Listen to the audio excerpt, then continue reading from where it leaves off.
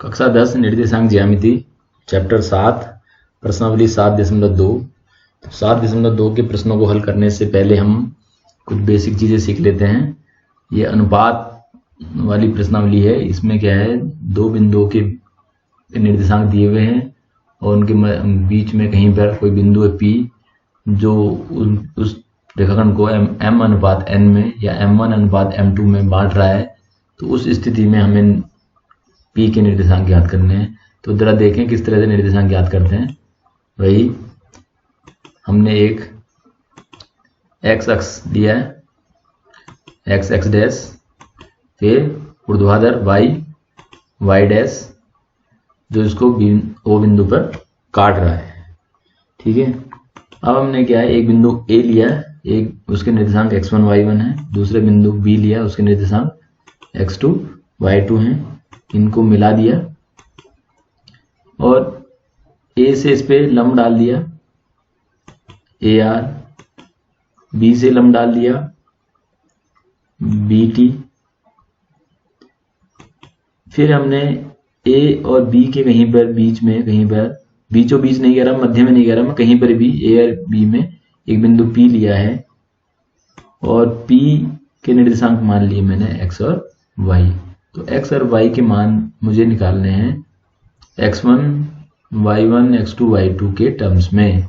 ये बिंदु P जो है वो m1 और m2 अनुपात में रेखाखंड AB को बांट रहा है। तो देखें P से ये हमने लिख दिया, यहाँ पे जो भी मैंने आपको बताया सब वहां पे लिख दिया है कि AB को m1 अनुपात m2 में आंतरिक विभाजित करते हैं।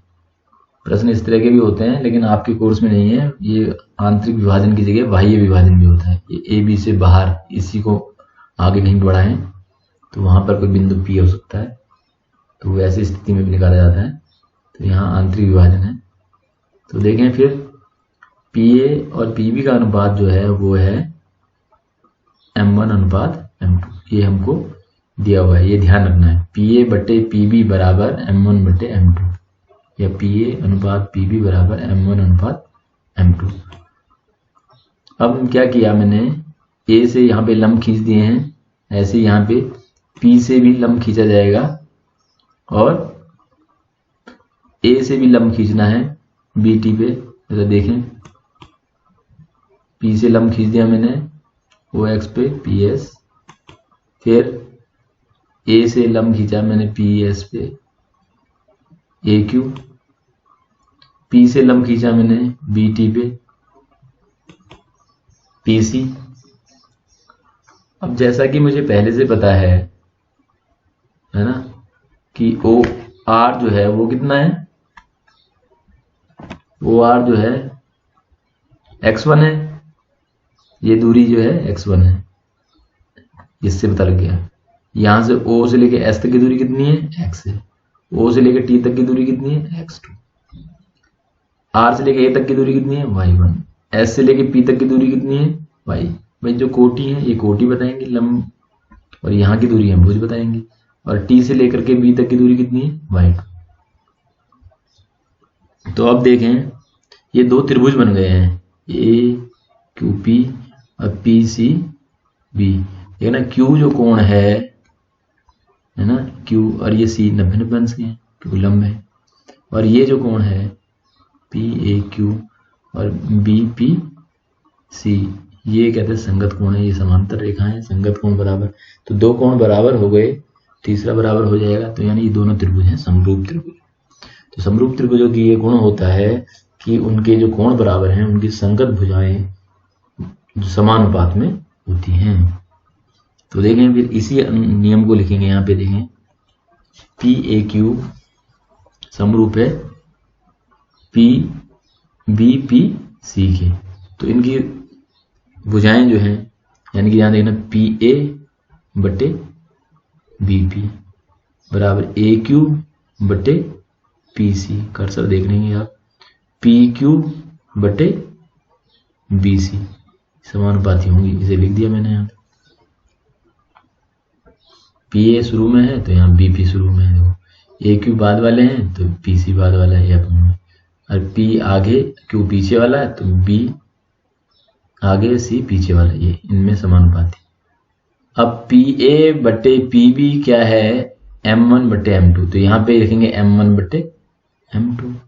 ए Q P C P Q B C के मान यहाँ पर निकालेंगे, तो ए क्यू कितना निकलेगा, यानी आर एस के बराबर निकलेगा। तो वो कितना है, यहां से यहां तक x है, ओ से लेके एस तक x, और ओ से लेके आर तक क्या है x1, तो आर एस निकला x माइनस x1। तो निकालते हैं ऐसे ही, ये x माइनस x1, और पीसी निकाला ऐसे ही। जो मान मुझे यहां रखने हैं उन सब मानों को मैं यहां से निकालूंगा। पीसी जो है किसके बराबर होगा, एसटी के बराबर। तो एसटी क्या क्या है, ओटी। ओटी कितना है x2, और OS कितना है x, तो ST हो जाएगा x2 माइनस x, और ST के बराबर ही PC होना है, तो यहाँ PC के मान, तो ये सारे मान इस तरह से निकाले हैं, यहाँ पे रख देंगे। अब मैं पहले इन दोनों को M1 बटे M2 बराबर x माइनस x1 बटे x2 माइनस x, इन दोनों को हल करूंगा। तो हल करने से अलग से रफ में आप हल कर सकते हैं, x का मान निकालेंगे, फिर इनको M1 बटे M2 बराबर ये जो तीसरा है y minus y1 upon y2 minus y, इनको हल करूंगा अलग से, जैसे बीजगणित विधि में किया था, आपको याद हो। x के मान निकालने के लिए यहाँ अचर पद से तुलना, फिर y के मान निकालने के लिए अचर पद से तुलना। तो ऐसे ही यहाँ पे पहले इन दोनों को लेकर के, फिर पहले और तीसरे को लेकर के, तो x और y के मान ज्ञात हो जाएंगे। तो x बराबर निकल के आया m1 x2 plus m2 x1 upon m1 plus m2, ऐसे ही y। तो ये p के मान निकल गए हमारी m1 m2 x1 y1 x2 y के पदों में।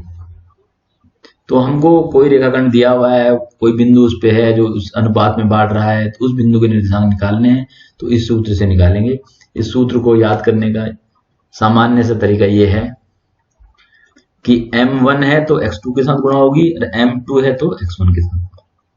जब x के मान निकालने हैं तो x1 x2 पता होनी चाहिए हमको, जब y निकालना है तो y2 y1 पता होगा, अनुपात तो पता ही होनी चाहिए। तो 1 के साथ 2 और 2 के साथ 1, m1 है तो x2, m2 है तो x1, नीचे तो m1 प्लस m2 ही आएगा, यहाँ पे भी m1 प्लस m2 ही है। m1 है तो 2 y2, और m2 है तो y1। तो ये आपके कोर्स में है नहीं, लेकिन हमको पता होना चाहिए कि हमने ये सूत्र आया कहां से। तो हम प्रश्न करेंगे, तो पहला प्रश्न देखते हैं। तो पहला प्रश्न जो है वो है, दो बिंदु दिए हैं और उनको मिलाने वाला रेखाखंड पे कोई बिंदु है, वो उसको 2:3 में बांटता है। तो A मान लिया पहला बिंदु, B मान लिया दूसरा बिंदु, और जो विभाजक बिंदु है जो अनुपात में बांट रहा है 2:3 में, उसको मान लिया मैंने P, उसके निर्देशांक मान लिए मैंने x और y। तो वो x और y के मान मुझे ज्ञात करने हैं। m1 अनुपात m2 दिया है 2:3। जब भी वीडियो देखेंगे किताब जरूर खोलेंगे, अपनी किताबों में से प्रश्न पढ़ेंगे। मैंने प्रश्न नहीं हल किए हैं, हम नहीं लिखे हैं, तो प्रश्नों को पढ़ते हुए तब समझेंगे, ऐसे कुछ समझ में नहीं आएगा। तो m1 अनुपात m2, ये x1 y1 इस तरह से ले लिए, -1 7। पहला प्रश्न है, इसको लिख रहा हूं मैं इस तरह से डिटेल में, आगे के प्रश्नों में सीधे सीधे लिखा जाएगा 4 - 3। और m1 अनुपात m2 बराबर दे दिया है 2:3। तो x का मान इन अनुपातों में, सूत्र जो ज्ञात किया हमने, x बराबर m1 x2 plus m2 x1 upon m1 plus m2, और y बराबर m1 y2 plus m2 y1 upon m1 plus m2। अब ये मान यहाँ पे रख देने हैं। तो यहाँ x1 के मान पता है, y1 का मान पता है, x2 का मान पता है, y2 का मान पता है, m1 पता है, m2 पता है, ये सारे मान यहाँ पे रखो। तो m1 कितना है 2, x2 कितना है 4, m2 कितना है 3, x1 कितना है -1, ये रखा सब, इनको हल करना है। तो इस तरह से कहते हैं हम इनको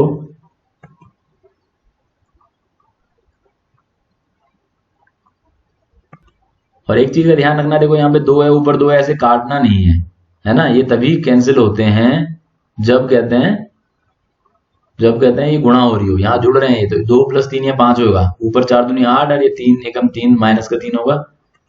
तो ये ऐसे यहाँ पे 3 दूनी 6 माइनस के 7 के 21 और यह 3 और 2 5। तो ये इस तरह से सरल करना है। ये हो गया 5/5 और ये हो गया यहाँ 15/5। तो x बराबर 1 आ गया, y बराबर 3 आ गया। तो ये हमारे बिंदु जो P था उसके निर्देशांक हमको पता लग गए। तो अगला प्रश्न देखें इसी तरह से 1 और 3। तो अगला प्रश्न है, 2 बिंदु हैं, उनको जोड़ने वाले रेखाखंड को समत्रिभाजित करने वाले बिंदु की निर्देशांक ज्ञात कीजिए। तो देखें जरा इसको।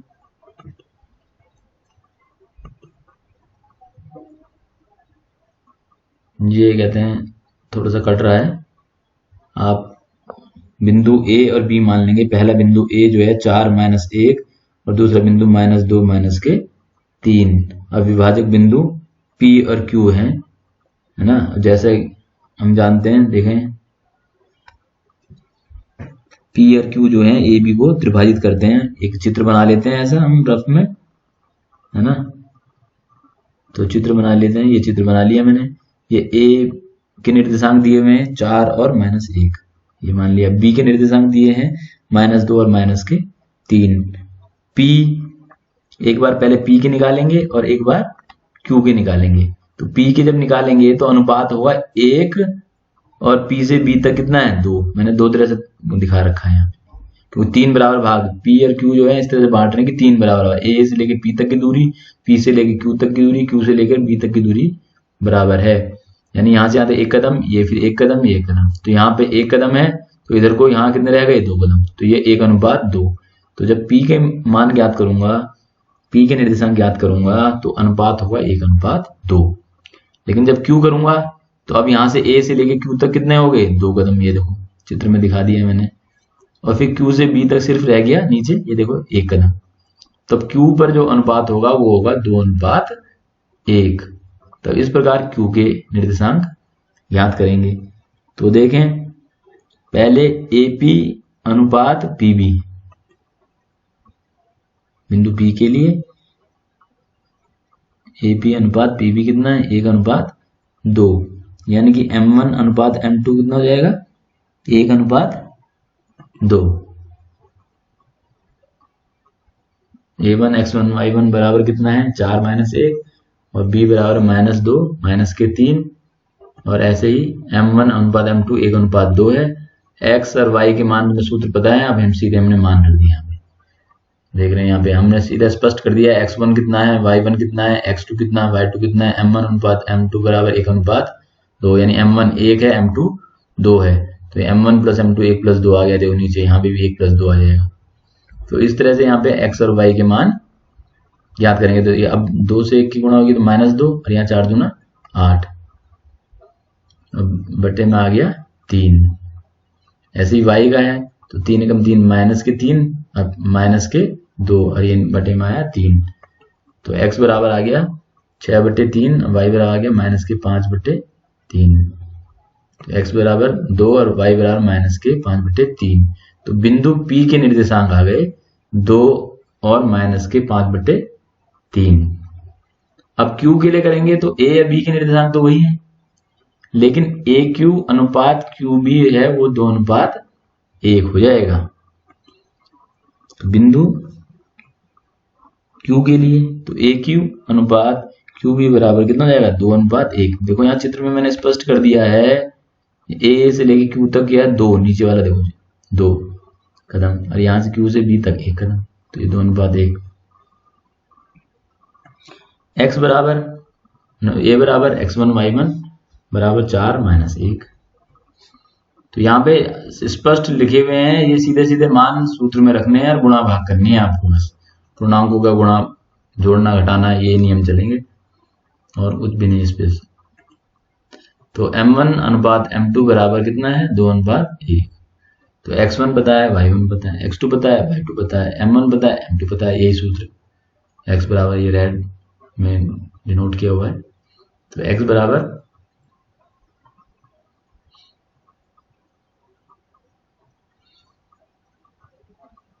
ये m1 गुणा x1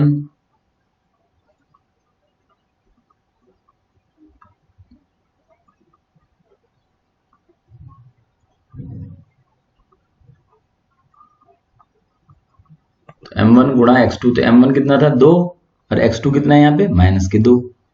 फिर देखें m2 कितना है 1 और x1 कितना है 4, m1 प्लस m2 1 प्लस 2।